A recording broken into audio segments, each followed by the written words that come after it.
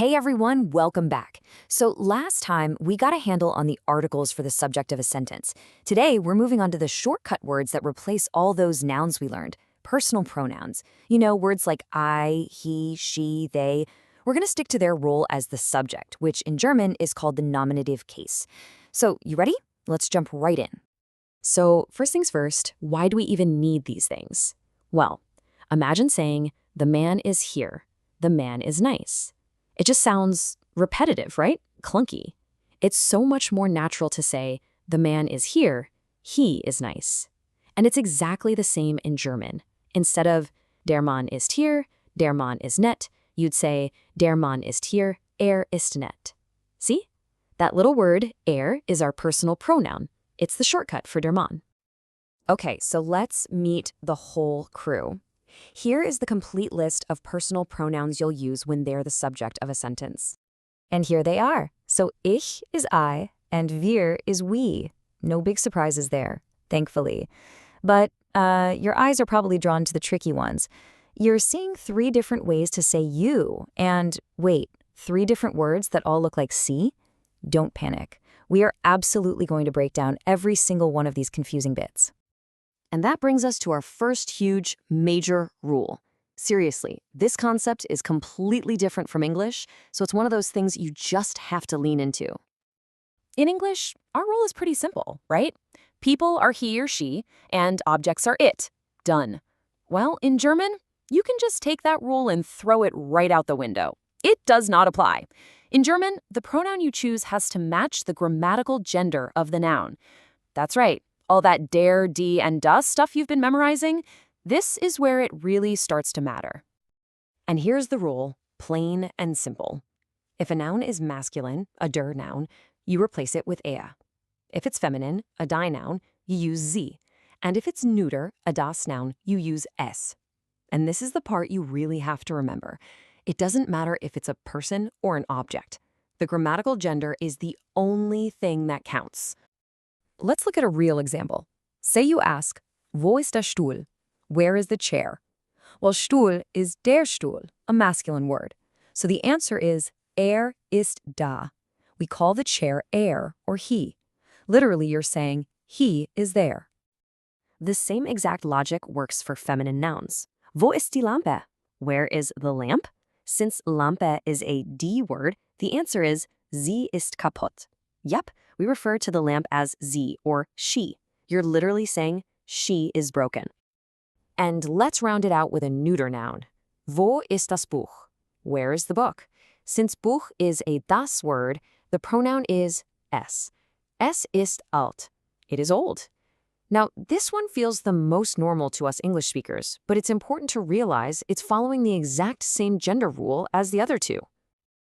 Okay, and here it is. This is the example that proves the rule is absolute and will kind of blow your mind. The word for the girl in German is das Mädchen.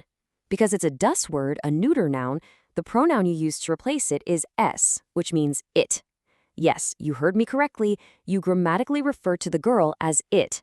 I know it sounds crazy, but it's the perfect illustration that in German, grammatical gender trumps everything. All right, let's switch gears to our next major concept.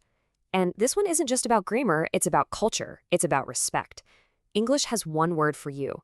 German has 3. And honestly, getting this right is a massive sign of social awareness. Yep, 3 is the magic number. Let's break down each one so you know exactly when and how to use them. First up, we have du. Think of this as your casual, informal you. You use it when you're talking to just one person you know well, a friend, a family member, a kid, even your dog. For example, Hallo Maria, bist du fertig? Hi Maria, are you ready? You know Maria, you're on a first name basis, so you use du. So what if you're talking to a group of friends? That's where ihr comes in. It's basically the plural of du.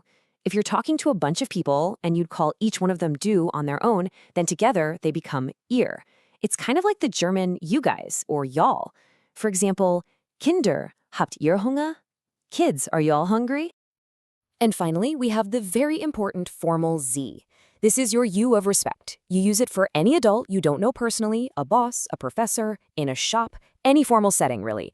And the most critical rule here, Sie is always capitalized. It's a sign of respect. And you use it for both one person, like Frau Schmidt, haben Sie die Zeit? And for a whole group, Meine Herren, möchten Sie einen Kaffee?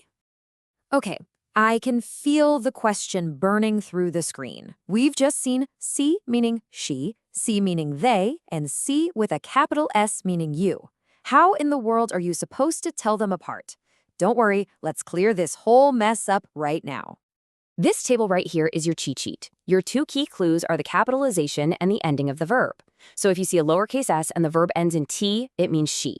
If you see a lowercase s but the verb ends in en, it means they. And if it has a capital S, always, no matter where it is in the sentence, it means the formal you. That capital letter is the biggest clue of all.